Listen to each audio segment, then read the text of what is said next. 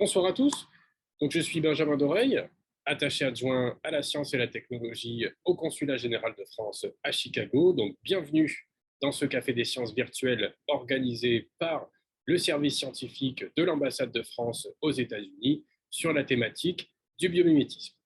Donc, ce Café des sciences qui a pour titre Design bio-inspiré et mouvement ultra rapide va vous être présenté par notre intervenante, Dr Ophélia Bolmin.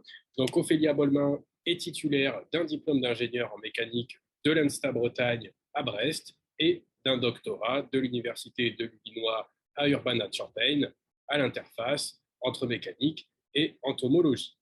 Donc, après son intervention, aura lieu une session de questions-réponses. Donc, n'hésitez pas à les poser au cours de son intervention en utilisant l'onglet Q&A. Donc, pour laisser le temps aux derniers participants de se connecter, si vous souhaitez en savoir plus sur le rôle et les missions du service scientifique de l'ambassade de France, n'hésitez pas à visiter notre site internet que je vous mets en commentaire dans le chat et à vous inscrire à notre newsletter mensuelle. Donc, laissons place maintenant à notre invité, donc Ophélia, pour sa présentation sur le biomimétisme et plus particulièrement donc, autour de son sujet d'étude, le topin. Donc, Ophélia, c'est à vous.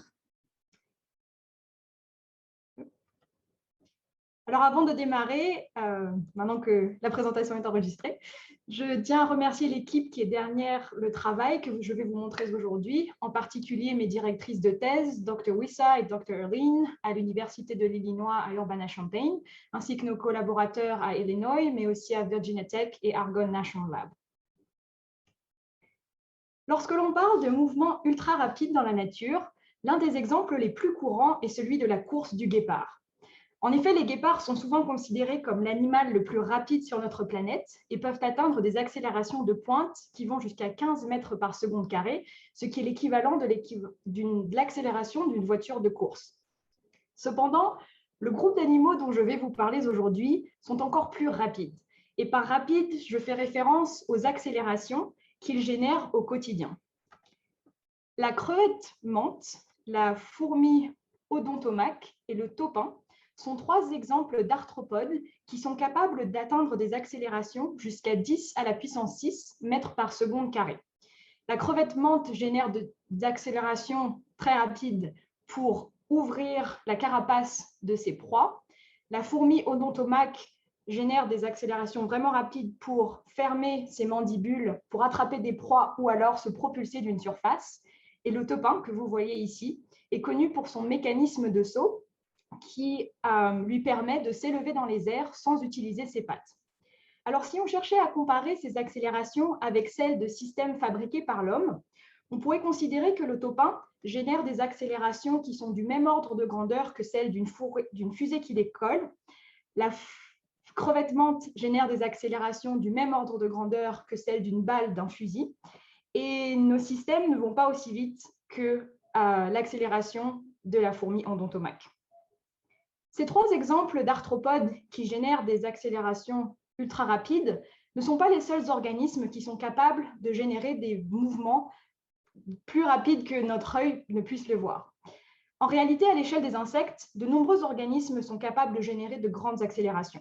Dans les plus connus, on compte les sauterelles, mais aussi différents types de grenouilles, comme la rocket frog en anglais. En français, elle n'a pas un nom aussi chouette, elle est connue juste sous son nom scientifique. Mais vous trouvez aussi les puces que l'on voit ici. Donc, sur ce graphe, je compare l'accélération de ces différents organismes en fonction de leur masse. Et si l'on compare ces accélérations avec l'accélération des robots mobiles à la même échelle, alors voici ce que l'on obtient. De nos jours, les robots qui sont de la taille de ces arthropodes sont limités dans leur capacité locomotrice et sont loin d'approcher les accélérations des organismes dont ils sont souvent inspirés. Cependant, si les systèmes biologiques sont capables de générer des accélérations ultra rapides, cela veut dire que c'est physiquement possible. Donc, pour faire évoluer ces robots, en tant qu'ingénieur, nous avons un outil de design privilégié qui est le design bio-inspiré. Dans cette présentation, je vous présenterai tout d'abord ce qu'est le design bio-inspiré et je considérerai un cas d'étude, qui est le cas du topin, que j'ai étudié en détail lors de ma thèse, pour répondre à la question suivante. Comment le topin parvient-il à générer des accélérations ultra rapides? Et j'en profiterai pour vous expliquer aussi pourquoi étudier le mouvement du topin va nous permettre d'innover en robotique. Le design bio-inspiré n'est pas un outil nouveau en ingénierie et l'on trouve de nombreux exemples d'innovation qui ont un grand succès dans nos sociétés. Le train japonais Shinkansen est l'un de ces exemples, qui est très connu. L'avant du train s'inspire du bec du martin-pêcheur, qui est un animal qui peut pénétrer dans l'eau en créant très peu de perturbations, donc presque pas de perturbations. Et en imitant cette forme allongée du bec du martin-pêcheur, les ingénieurs ont amélioré la pénétration du train dans l'air, ce qui leur a permis de résoudre les problèmes de bruit qui étaient liés à la pénétration dans l'air du train et aux ondes de choc lorsqu'ils sortaient des tunnels. Mais en parallèle, ils ont aussi réduit la consommation électrique du train de 15% et augmenté sa vitesse de 10%. Un deuxième exemple très connu est celui du velcro, qui a été inventé dans les années 40 et qui est inspiré du fruit de barbe d'âne. Le velcro est constitué d'une partie de velours et d'une partie de crochet. La partie de velours s'inspire de la fourrure de mammifères auxquels ce fruit s'attache pour pouvoir se disséminer dans différents environnements. Et la partie crochet s'inspire des crochets que l'on trouve à l'échelle microscopique sur le fruit de bardane. Ces deux exemples sont caractéristiques d'une démarche de bio-inspiration, c'est-à-dire chercher dans la nature des solutions pour résoudre des problèmes divers en partant de l'hypothèse que la nature a développé au cours de ces millions d'années d'évolution des systèmes qui sont bien plus performants que ce qu'on arrive à produire aujourd'hui. C'est aussi la démarche du biomimétisme qui connaît un grand essor des deux côtés de l'Atlantique. Cependant, aujourd'hui, je veux faire la distinction entre biomimétisme ou bio-inspiration et design bio-inspiré. Car pour moi, le design bio-inspiré va plus loin. Le design bio-inspiré, c'est l'art de construire des analogies entre le design et la nature. Et pour construire ces analogies, il nous faut développer une connaissance poussée des systèmes biologiques. Donc, le design bio-inspiré, c'est à la fois une démarche de bio-inspiration, mais aussi une démarche d'ingénierie pour le vivant, où l'idée est d'utiliser des outils d'analyse mathématiques et d'ingénierie afin de comprendre dans les détails des systèmes naturels afin de dépasser les contraintes de l'évolution. Ce cycle a deux facettes du design bio-inspiré et les concepts que nous appliquons dans mon laboratoire de thèse, le Bio-Inspired Adaptive Morphology Lab, où nous nous intéressons en particulier à la locomotion d'organismes vivants. Donc, nous nous intéressons au vol des oiseaux, en particulier pour améliorer les capacités d'adaptation des drones autonomes, mais nous utilisons aussi le design bio-inspiré pour nous intéresser à d'autres organismes, tels que le poisson volant et les insectes, afin de s'inspirer du vivant pour créer des systèmes robotiques capables de se déplacer dans différents milieux et à plusieurs échelles. Ma thèse en particulier a porté sur l'étude dynamique du mouvement des insectes et est un exemple de projet d'ingénierie pour le vivant. C'est pourquoi j'ai choisi de vous en parler aujourd'hui pour illustrer cette facette qui est souvent moins connue du design bio-inspiré. Je vous propose donc de nous plonger dans l'étude du mouvement ultra rapide du topin pour la deuxième partie de cette présentation. Le topin est un petit scarabée que l'on trouve partout. Donc les espèces que vous voyez sur cette slide ici, on les trouve communément dans le Midwest. Cet individu provient de Thaïlande et on trouve aussi le topin en France où la larve est connue car c'est un nuisible qui est aussi connu sous le nom de larve fil de fer ou ver fil de fer. En tout, il existe plus de 10 000 espèces différentes de topins dans le monde, ce qui nous donne une grande variété en termes de forme et de taille pour étudier cet organisme.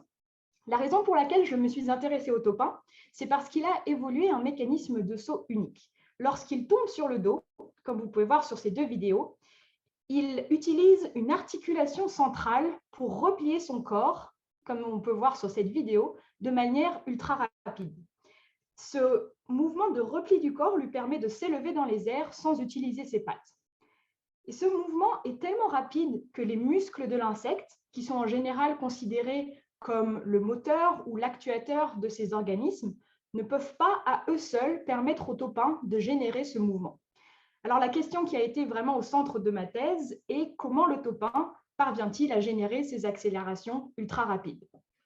Une première réponse que l'on peut donner est qu'il utilise un système de ressort et un mécanisme de détente qui sont couplés afin d'amplifier la puissance mécanique et de dépasser ces limitations musculaires. On retrouve ce principe d'amplification de la puissance chez tous les organismes que j'ai mentionnés précédemment, tels que la crevette menthe ou encore la fourmi endontomaque. Pour comprendre plus en profondeur ce qu'il y a derrière ce mécanisme d'amplification de la puissance, on peut considérer un archer qui veut lancer une flèche. L'archer utilise sa main comme un système de détente afin de contrôler le moment où la flèche va être lancée, et il utilise ses muscles pour transférer de l'énergie dans un système de ressort qui est constitué de l'arc et de la corde, comme on peut le voir ici. Et au moment où la personne ouvre sa main, alors la flèche est lancée avec une puissance qui est bien plus élevée que si le même individu avait simplement lancé la flèche en utilisant simplement ses muscles. Cependant, lorsque l'on considère les arthropodes à petite échelle, identifier les systèmes de détente, de ressort et de dissipation d'énergie est extrêmement difficile. Et c'est ce challenge que j'ai relevé lors de mon PhD.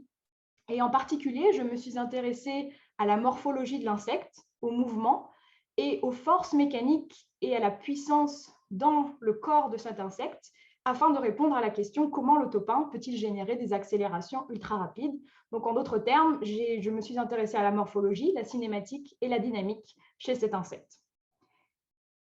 Mes travaux ont commencé par étudier le saut de nombreuses espèces, mais je me suis rapidement rendu compte qu'étudier la morphologie et les mouvements externes à l'insecte ne me permettrait pas de découvrir les systèmes de ressort et de mécanismes qui sont pourtant clés pour générer de fortes accélérations et dont nous avions émis l'hypothèse qu'ils devaient être présents chez cet insecte. Donc, pour étudier les mouvements internes, nous avons amené quelques individus à l'accélérateur de particules à Argonne National Lab, qui est en banlieue de Chicago, afin d'utiliser des rayons X ultra rapides pour regarder les mouvements internes à l'insecte. Ici, sur cette slide, vous pouvez voir un aperçu de l'expérience que nous avons montée. Les insectes sont montés donc, dans la machine et contraints jusqu'à l'articulation centrale, ce qui leur permet de replier leur corps comme avant un saut. Et nous avons utilisé une caméra rapide à rayon X centrée sur l'articulation centrale afin de voir les mouvements qui sont enregistrés à 30 000 images par seconde, les mouvements donc des parties internes à l'articulation centrale. Donc, on obtient des images qui ressemblent à celle-ci. Et sur cette image, on peut voir les trois parties principales de l'articulation centrale, qui sont une apophyse prosternale, cette pièce allongée que vous voyez ici, qui ressemble presque à une poutre mais en mécanique. De l'autre côté de l'apophyse, on retrouve un rebord mésosternal et enfin une cavité, ici, en violet. Alors, lorsque l'animal replie son corps, l'apophyse prosternale glisse le long de la cavité et en regardant le mouvement de différents organismes, enfin de différents individus, j'ai pu identifier les trois phases du mouvement, à savoir une phase de mise en position, une phase de mise en tension et une phase de libération de l'énergie. Et je vais à présent vous présenter ce que nous avons découvert en étudiant ces trois différentes phases. Donc, commençons par la phase de mise en position. Lors de la phase de mise en position, l'apophyse sort de la cavité et vient reposer sur le bord mésosternal. Et ce contact est maintenu d'entre quelques millisecondes à quelques secondes. Alors, pour vraiment comprendre à quoi ressemble ce contact, nous avons utilisé un microscope électronique et nous avons découvert que la partie du rebord mésosternal, que vous voyez ici, qui est en contact avec la partie de l'apophyse prosternale, ont des géométries qui sont conformes, c'est-à-dire qu'elles sont faites pour s'emboîter et être maintenues en position. Donc, en étudiant la morphologie de l'insecte, nous avons découvert quel était le système de détente, et c'est un système mécanique via le contact entre deux surfaces de ces deux parties de l'articulation centrale. Alors, lorsque le mécanisme de détente est engagé ou armé, si vous voulez, dans la phase de mise en tension démarre. Et la phase de mise en tension, nous avons découvert qu'elle était caractérisée par la déformation d'une partie de l'exosquelette. Donc ici, sur cette vidéo, on peut voir que l'exosquelette qui est ici derrière l'apophyse se déplace en direction du dos et se contracte. Alors pour caractériser cette phase, j'ai retracé le mouvement de la partie externe de ce cuticule, donc, qui est l'exosquelette chez les insectes. Et vous pouvez voir sur ce graphe le déplacement. Ici, les différentes couleurs représentent le temps qui s'écoule. Donc, on part de la position bleue pour aller vers la position rouge. Et cela prend environ 146 millisecondes. Mais si on s'intéresse au tout début de la phase de libération d'énergie, alors on peut voir que cette partie de l'exosquelette revient à sa position initiale le long du rebord mésosternal en un temps qui est bien plus réduit, en moins d'une milliseconde, en 0,8 millisecondes pour être précise. Et cette différence temporelle entre le temps de déformation et le temps de relâche de cette partie de l'exosquelette est caractéristique d'un système de ressort. Le topin utilise donc une partie de son exosquelette comme un ressort pour emmagasiner de l'énergie et la libérer de manière presque instantanée. Alors, lorsque le ressort rebondit ou revient à sa position initiale, la phase de libération d'énergie commence. Et si on observe le mouvement en le ralentissant encore plus, on peut voir que cette phase de libération d'énergie est caractérisée par de nombreuses oscillations de l'apophyse le long de la cavité, comme vous pouvez le voir ici. Et en rouge, on voit la pointe de l'apophyse qui oscille le long de la cavité. Donc, nous pouvons regarder quels sont les paramètres cinétiques, c'est-à-dire la position, vitesse et accélération, qui sont en jeu lors de cette libération d'énergie, et calculer que lors de cette phase de libération d'énergie, l'apophyse atteint une vitesse maximale de 1,7 mètres par seconde et une accélération d'environ 330 fois l'accélération de la gravité. Alors, cette première étude est la démarche classique que l'on retrouve dans la littérature qui s'intéresse au système biologique qui amplifie la puissance, c'est-à-dire qu'en tant que chercheur dans ce domaine, on cherche à identifier les parties clés du corps, c'est-à-dire le mécanisme le mécanisme de détente, et on caractérise le mouvement pour savoir si notre organisme n'irait pas plus vite par hasard que les autres organismes qui ont été déjà étudiés dans le passé. Cependant, pour s'inspirer du topin, afin de créer un robot qui peut générer des accélérations extrêmes, nous avons besoin d'aller plus loin. Et pour aller plus loin, je me suis intéressée en particulier aux phénomènes physiques qui sont vraiment à la source de cette dissipation rapide de l'énergie. Alors, pour découvrir ces phénomènes physiques, je me suis intéressée à la dynamique de l'insecte et j'ai utilisé des outils d'analyse de dynamique des structures pour créer un modèle représentatif du corps de l'insecte. Donc, l'idée derrière ce modèle est vraiment d'étudier les flux de puissance et les forces qui sont en jeu lors de la dissipation d'énergie pour comprendre quelle est la contribution des différents éléments du corps de l'insecte qui lui permettent de générer de telles accélérations, mais aussi que son corps ne se détruise pas complètement lorsqu'il produit ces mouvements. Donc, en particulier, j'ai utilisé des outils de mobilité pour regarder les flux de puissance et l'identification paramétrique non linéaire. Donc, les modèles que je construis sont basés sur la morphologie du topin et considèrent l'articulation centrale comme une entité à part entière. Donc, sur ce graphe, vous pouvez voir en bleu clair une simulation de la puissance qui est dissipée par cette articulation centrale si on la représente par un ressort et un amortisseur, comme sur ce graphique. Et ce type de graphe nous permet de comprendre quelle est la contribution de l'articulation centrale par rapport au reste du corps pour dissiper de l'énergie. Je me suis aussi intéressée aux forces qui sont en jeu lors de la dissipation d'énergie et découvert que ces forces sont non linéaires et plus particulièrement que l'amortissement est de forme quadratique et la force élastique est caractéristique d'un système en flambement. Alors, avoir un amortissement de forme quadratique, ce que cela nous dit, c'est qu'au départ, on pensait que cela venait du fait des forces de frottement de l'air lorsque l'insecte donc replie son corps, car en général, c'est dans ce cas de figure que l'on a des amortissements de forme quadratique. Mais en réalité, nous pensons que cet amortissement, d'après d'autres simulations, est dû à la présence de poils dans la cavité et du contact souple entre l'apophyse et les poils lorsque l'apophyse glisse le long de la cavité. Avoir une force élastique caractéristique d'un système en flambement et un mode d'instabilité qui permet à l'apophyse de se déplacer très rapidement entre deux points d'équilibre qui sont physiquement éloignés l'un de l'autre avec un changement infinitésimal de la force. Donc, qui contribue aussi, nous pensons, à ces accélérations extrêmement rapides. Et aujourd'hui, nous travaillons à intégrer ces deux forces non linéaires dans nos modèles de dissipation de puissance afin de créer des modèles qui soient vraiment représentatifs du corps de l'insecte. Donc, en utilisant une large palette d'outils expérimentaux et de modélisation, nous avons découvert que les systèmes de ressort et des mécanismes de détente chez le taupin, mécanismes physiques qui lui permettent de dissiper de l'énergie via des oscillations très rapides, qui, à leur tour, génèrent le saut avec de grandes accélérations. Cette compréhension détaillée des mécanismes employés par le taupin nous permet de boucler la boucle et de s'inspirer de cet insecte pour repousser les limites de nos robots actuels. Alors, pour créer un prototype qui s'inspire du taupin, nous utilisons aujourd'hui nos modèles afin de comprendre quelles sont les limites physiques du mécanisme d'amplification de la puissance qui ne sont pas liées aux contraintes d'évolution de l'insecte. En effet, il faut garder en tête que les systèmes biologiques ne sont pas optimisés.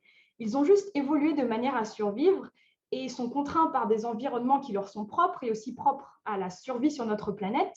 Mais en tant qu'ingénieur, la question est de savoir si nous sommes soumis à ces contraintes ou non.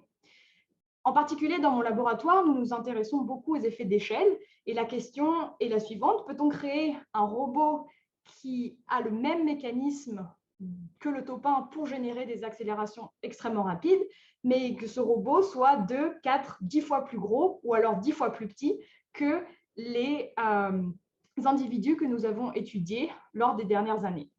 Donc, dans mon labo de recherche, c'est vraiment notre objectif lorsque nous créons des modèles et des prototypes. Donc, dans un premier temps, les prototypes que nous créons sont destinés à valider nos modèles et notre compréhension des systèmes biologiques.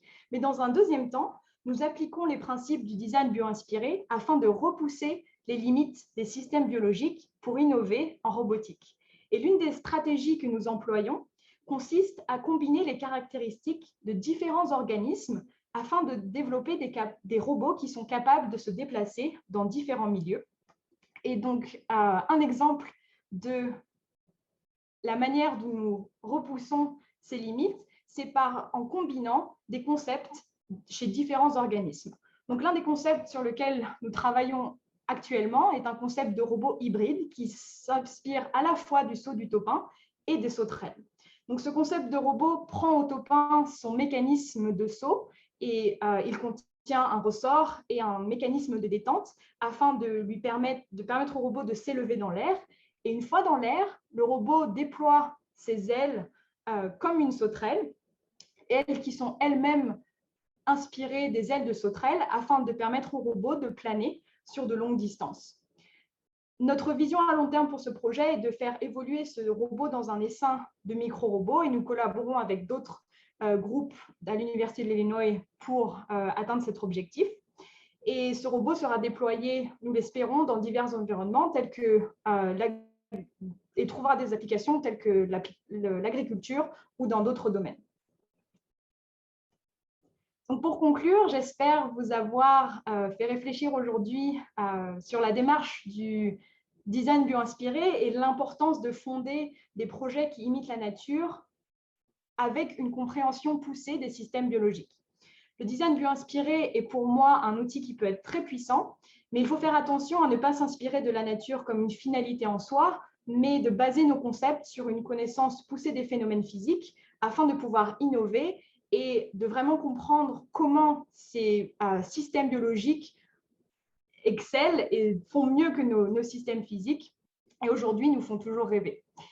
Donc pour finir, j'ajouterais que nous avons encore beaucoup à apprendre car les systèmes biologiques sont des systèmes multifonctionnels. Donc si lors de mon PhD, je me suis intéressée en priorité à la locomotion du taupin, je suis persuadée que si l'on regardait les matériaux de l'exosquelette, du cuticule et en particulier les matériaux dont l'exosquelette souple qui l'utilise comme ressort ou très rigide pour la partie du mécanisme de détente, alors étudier ces matériaux nous permettront vraiment de révolutionner le monde de la micro-robotique. Avec ceci, je vous remercie pour votre attention et je pense que nous avons du temps pour des questions. Merci beaucoup, Ophélia, donc, pour cette superbe présentation donc, sur ce sujet extrêmement intéressant qu'est le biomimétisme. Donc, passons maintenant à la session de questions-réponses. Donc, si vous avez des questions, posez-les en utilisant le bouton Q&A prévu à cet effet. Donc, pour commencer, moi, j'ai une question un petit peu généraliste. Donc, j'avais en tête quelques exemples de design bio-inspiré. J'imagine que c'est le cas de beaucoup d'entre nous. Voilà, donc ceux que vous avez cités, mais si on peut également penser aux winglets, qui sont les petites ailettes au bout des ailes des avions, ou des tissus de maillots de bain inspirés de l'épiderme de requin pour pour minimiser la friction dans l'eau, etc. Mais aujourd'hui, quelle est la part en fait de design, d'invention, de produits issus du biomimétisme? Est-ce que finalement, on a fait le tour, entre guillemets, avec ces exemples, ou est-ce qu'il en existe bien d'autres et finalement, on n'en a pas conscience parce qu'ils ne sont pas visibles en fait au quotidien? Non, je pense que voilà, la nature est… et nous pouvons encore trouver dans la nature de grandes sources d'inspiration. Donc, vous avez mentionné les winglets qu'on trouve sur les ailes d'avion. Dans mon laboratoire, la partie vraiment où on s'occupe où on regarde les ailes des oiseaux, on étudie différentes plumes. Donc, en particulier, donc les plumes en bout d'aile, mais aussi les plumes qui sont sur le dessus de l'aile et au milieu, sur le bord d'attaque, il y a une petite aile qui représente le pouce en fait de l'oiseau, la lula, pour augmenter les capacités de manœuvrabilité de drones à petite échelle. Donc, on a encore beaucoup à apprendre. Et pour moi, donc la partie d'ingénierie pour le vivant est importante dans l'idée de créer une espèce de banque de données de tous les systèmes, bon, ça ne sera pas possible, mais de tous les systèmes biologiques afin de pouvoir piocher différentes idées lorsque l'on en a besoin pour innover en ingénierie. D'accord. Donc, on a une question de notre auditoire. Donc, quelles sont les limites, selon vous, Ophélia, à ce jour, pour développer donc, des modèles artificiels qui fassent aussi bien, voire mieux, que les modèles naturels? Alors, aujourd'hui, en termes de micro-robotique, les limitations premières sont en termes d'actuateurs et de moteurs, c'est-à-dire qu'à cette échelle, nous n'avons pas de système qui permettent, si on parle de générer des accélérations ultra rapides, de générer de telles accélérations. Et donc, l'idée de regarder les systèmes biologiques est intéressante parce qu'ils sont en réalité limités par les mêmes problèmes que nous avons. C'est-à-dire que leur moteur, leur actuateur, les muscles, ne peut pas non plus générer de telles accélérations. Donc, ils ont trouvé, en utilisant des systèmes de ressort et de mécanismes de détente, un biais pour toujours développer ces accélérations. Mais pour nos systèmes aujourd'hui, et ça commence tout juste. D'ailleurs, il y a un article qui est sorti il y a 1 mois et demi du premier robot qui utilise un système qui s'inspire de l'acrevettement d'ailleurs, qui utilise un système de ressorts et de mécanismes de détente vraiment inspirés par ces insectes pour générer des accélérations rapides. Mais voilà, on est vraiment tout au début, mais il y a des choses qui, voilà, ça arrive en termes d'actuateurs et de moteurs. D'accord. Parce que j'imagine du coup que parfois, en fait, on peut avoir identifié des systèmes extrêmement intéressants donc, chez les êtres vivants, dans des organismes biologiques, et en fait, finalement, on ne sait pas comment transposer ces éléments-là, pardon, on va dire, enfin, artificiellement, mécaniquement, et que Oui. qu'il y ait une R&D pour pallier à ces contraintes techniques. Un autre grand champ de recherche est vraiment en matériaux, pour moi. Parce qu'au jour d'aujourd'hui, on ne connaît pas la composition des matériaux de ces organismes. On ne sait pas comment voilà, quelles sont les molécules et les agencements moléculaires qui leur permettent de déformer leur exosquelette de 10-20%, et après relâcher l'énergie, libérer l'énergie grâce à ces mécanismes de ressort de manière ultra rapide, sans complètement s'effriter ou se détruire. Donc, en termes de matériaux aussi, il y a beaucoup de possibilités pour les futurs chercheurs. Donc, une question maintenant sur le top 1. Donc, vous avez parlé d'énergie libérée. Et est-ce que vous pouvez quantifier en fait l'énergie nécessaire donc, au top 1 pour armer son système, donc pour tendre son ressort, entre guillemets? Oui, alors, pardon, j'ai des questions-réponses qui viennent de s'afficher. Oui, c'est assez facile d'ailleurs c'est assez facile d'estimer quelle est la puissance et les demandes énergétiques dont a besoin le topin, par exemple, pour sauter, étant donné que le mouvement est balistique. Donc, on peut calculer de manière assez facilement quelle est l'énergie dont on a besoin pour suivre cette trajectoire qui est bien connue. Après, ce qui est plus compliqué à savoir, c'est quels sont les flux énergétiques et les flux de puissance entre les muscles, les différentes parties du corps, pour aller jusqu'au saut. Et ça, c'est la partie sur laquelle on travaille dans mon laboratoire pour vraiment comprendre où va l'énergie dans le corps du topin pour créer ces accélérations. J'ai une autre question. Est-ce que, en fait, généralement, ce sont les entreprises qui intègrent le biomimétisme dans leur département de R&D, ou est-ce que finalement cette recherche est majoritairement réalisée par des laboratoires spécialisés? Comment en fait ça se passe généralement? Alors, je ne suis pas une experte du biomimétisme dans l'industrie, mais je sais que de nombreux grands groupes s'y intéressent. Et on trouve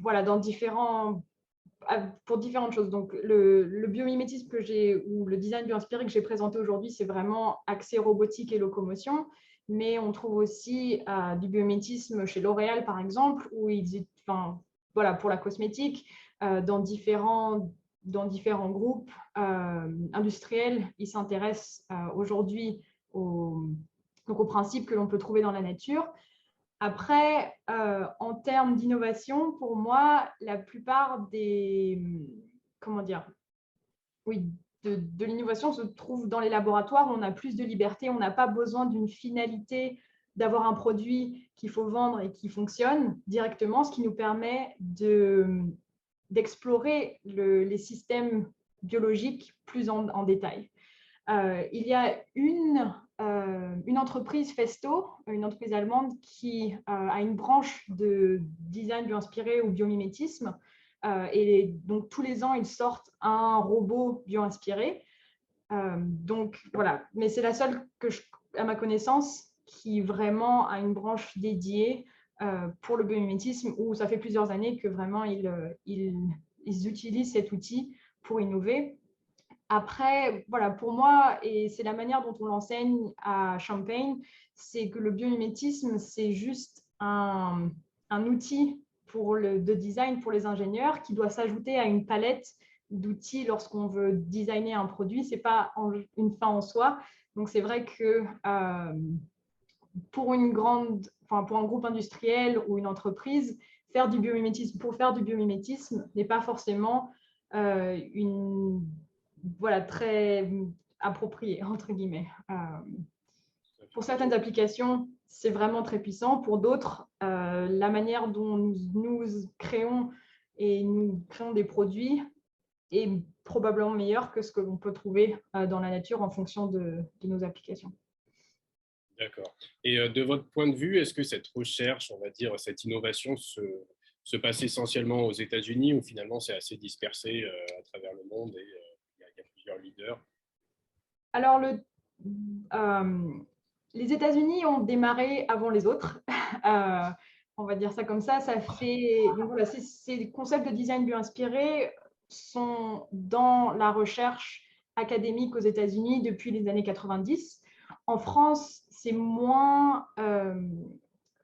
c'est pas encore structuré c'est pas aussi structuré. De cette manière, maintenant, il y a des organismes tels que le CBIOS, par exemple, qui structurent et regroupent les différents groupes de recherche. Donc, en France, il y a des laboratoires qui sont un peu disséminés, qui ont fait du biomimétisme et qui font du biomimétisme depuis de nombreuses années, mais ce n'est pas aussi organisé, entre guillemets, qu'aux États-Unis, où ici, on va trouver des cours spécifiques au design bio-inspiré, des cours de design que les étudiants prennent, enfin, en tout cas, dans les laboratoires de mécanique, dans leur cursus, vont avoir un cours de design bio-inspiré. On n'en est pas encore là en France. Après, voilà, dans le reste du monde, nous avons des collaborateurs en Chine, en particulier sur les projets qui s'intéressent aux poissons volants. Donc, on en trouve dans le monde entier du design bio-inspiré, mais pour moi, ma vision est que les États-Unis sont vraiment moteurs dans la recherche académique, en tout cas. D'accord. Donc, nous avons une question maintenant par rapport à la récupération de l'énergie. Donc, est-ce que la nature a aussi trouvé une façon de récupérer l'énergie, donc comme dans un mouvement oscillatoire, un ressort, etc. C'est une bonne question. Récupérer l'énergie.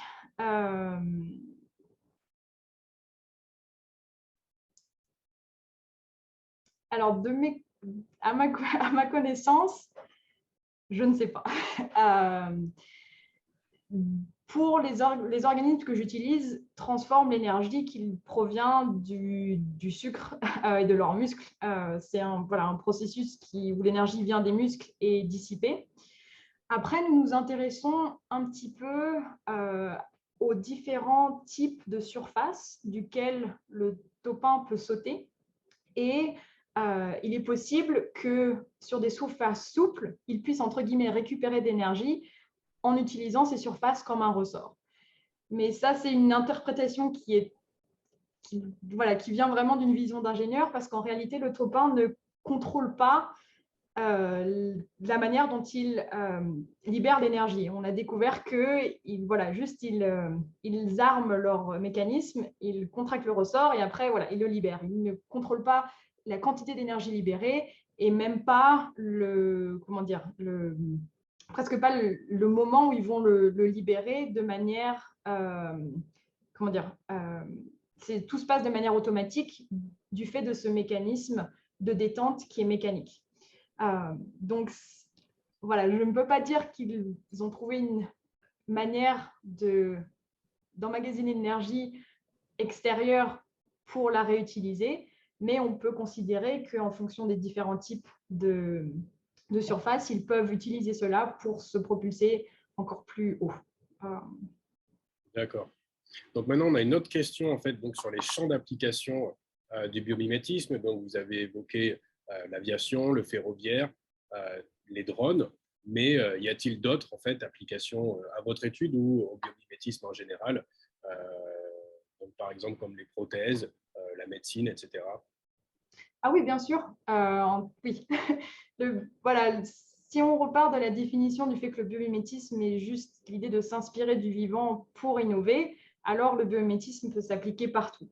Donc le CBIOS, je sais, organise chaque année une conférence, en général à Paris, mais il me semble que maintenant ils en ont d'autres dans la France entière. Et en général, il y a des entreprises qui viennent et j'y avais participé il y a 3-4 ans à une des conférences et il y avait une entreprise, une start-up qui venait, qui avait une brosse pour les toilettes inspirée d'une feuille. Je ne me souviens plus exactement des détails, mais voilà, c'est juste un exemple qui peut dire qu'on trouve le biomimétisme partout et ils vendaient ce produit qui était bio-inspiré. Après, bon, oui, on en trouve dans l'énergie en particulier, mais on en trouve aussi dans tout ce qui est algorithmie.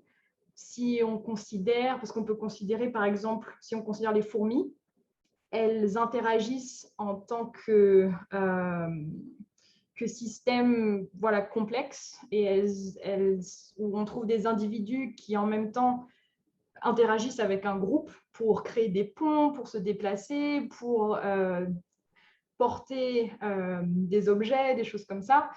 Et donc, cet aspect-là en particulier est très intéressant pour créer des… alors, je ne trouve pas le terme en français, neural network, voilà, pour trouver des nouveaux algorithmes. Donc, on trouve le biomimétisme partout en termes d'application. La question la plus difficile, ça serait où ne pouvons-nous pas trouver de biomimétisme? D'accord. Donc, comment se passent en pratique les collaborations entre les laboratoires en biologie et en mécanique, donc, dans des champs qui sont aussi différents et à la fois interconnectés finalement? Alors, pour répondre à cette question, je vais dire que j'ai eu énormément de chance d'avoir l'opportunité de collaborer et d'avoir une co-directrice de thèse qui est une entomologiste. Mais ce n'est pas toujours facile. Et pourtant, nous avons besoin vraiment de collaborations qui sont à l'interface vraiment entre différentes disciplines pour pouvoir innover. À l'Université de l'Illinois, on a réussi à créer différents groupes pour différents projets qui sont pluridisciplinaires. Et c'est vraiment une grande chance d'avoir des équipes qui fonctionnent. Faire collaborer des gens qui n'ont pas le même background, ça peut être difficile au début car il faut apprendre à communiquer les uns avec les autres. Mais pourtant, de ces collaborations, on en tire vraiment des choses qui sont très innovantes parce qu'on a des visions différentes. Par exemple, j'ai mentionné à un moment dans ma présentation qu'on a découvert la présence de poils dans la cavité du topin. Voilà, nous, l'équipe d'ingénieurs, entre guillemets, on dit « Ah oui, des poils, c'est un système de guide, ça lui permet de vraiment glisser de manière très, très souple, etc. » Mais les entomologistes vont nous dire « Mais vous savez, dans la nature, des poils, ce sont des capteurs. » Donc, directement, d'avoir cette discussion et d'avoir ces personnes autour de la table nous permet d'aller plus loin et d'avoir une vision qui est plus globale, de reconsidérer nos hypothèses du fait de cette compréhension et de ces différents points de vue. Après, voilà, dans le monde de la recherche académique, il est important, de mon point de vue, d'avoir des départements et des universités qui poussent les gens à collaborer, en particulier entre différents départements et différentes disciplines. Et ce n'est pas forcément le cas, je sais, de toutes les institutions. Mais en tout cas, à Illinois, on a la chance d'avoir vraiment cet environnement pluridisciplinaire et de collaboration. Si je peux profiter pour poser une question, Benjamin. Sûr. Moi, je me pose une question depuis le début. Comme biologiste, est-ce que vos travaux et les résultats de vos travaux aident les biologistes, donc les entomologistes, par exemple, à évoluer dans leur compréhension et dans leur recherche? Je pense notamment au phénomène d'évolution. Oui. Alors, en particulier, quand l'article qui est vraiment centré sur tout ce qui est étude de la morphologie, ça a eu beaucoup d'impact dans le monde de la biologie et dans le monde des systèmes qui amplifient la puissance en particulier, car nous avions un nouvel exemple d'un organisme et on a pu expliquer comment est-ce qu'il fonctionnait. Ça a vraiment pu faire évoluer ce domaine dans ce domaine-là. Après, en termes d'évolution, ça, c'est la question qui se pose tout le temps. Et quand Benjamin posait la question précédente en termes de collaboration, c'est vrai qu'en biologie, je me suis rendu compte que ce qui est vraiment important, c'est pourquoi est-ce qu'ils ont évolué cela.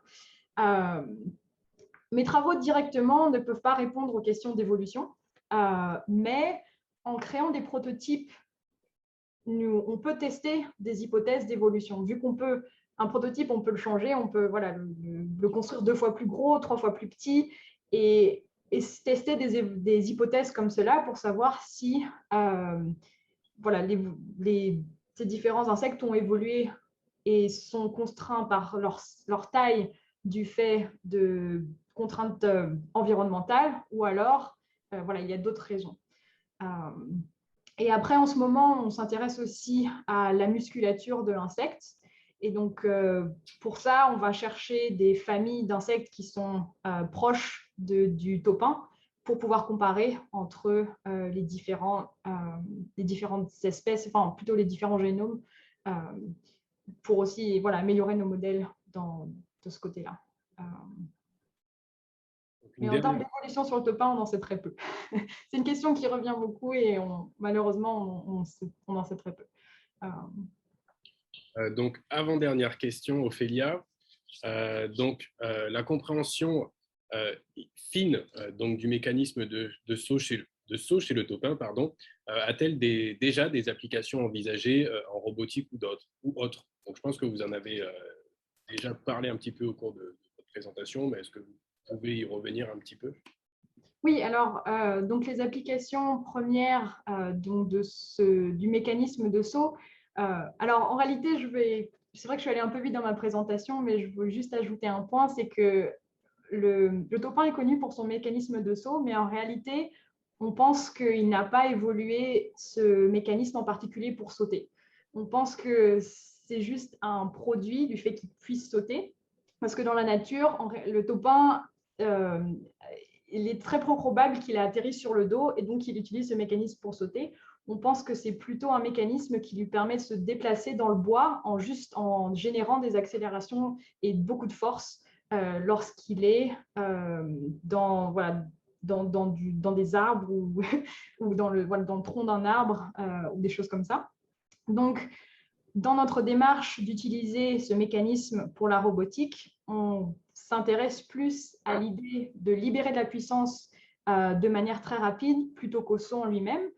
Donc, pour le moment, on utilise les mécanismes pour un robot hybride. Donc, utiliser ce mécanisme pour que le robot puisse s'élever de manière très rapide. Et une fois qu'il sera dans les airs, il déploiera ses ailes pour planer. Mais on envisage aussi d'utiliser ce mécanisme juste en l'intégrant dans des systèmes plus complets, enfin plus globaux en général, en tant que juste mécanisme qui déploie des différentes parties de manière très rapide. Donc, on peut penser pour des applications plutôt dans le militaire, à des déploiements de boucliers, par exemple, où l'idée, c'est juste de libérer de la puissance de manière très rapide. Donc, ça, c'était une autre des applications qu'on a considérées, qui est un peu plus éloignée du champ proprement parlé, juste de la micro-robotique. Merci. Et enfin, donc, dernière question. Donc, comment envisagez-vous l'après-thèse? Donc, si je ne dis pas de bêtises, vous allez poursuivre un post-doctorat. Un postdoc, oui. Est-ce que vous pouvez donc nous en dire plus sur ce postdoc et comment vous voyez la suite de votre carrière après celui-ci? Voilà. Où vous voyez-vous? Est-ce que vous souhaitez rester aux États-Unis, retourner en France, ailleurs, etc. Oui, alors mon postdoc, normalement, va démarrer d'ici 2-3 mois. Et je vais m'intéresser à l'optimisation du design. Et donc, ma vision est vraiment de pouvoir utiliser les systèmes biologiques que j'ai étudiés, et en particulier ces mécanismes de détente. En anglais, on parle de latching mechanism, qui englobe un peu plus qu'un système de détente.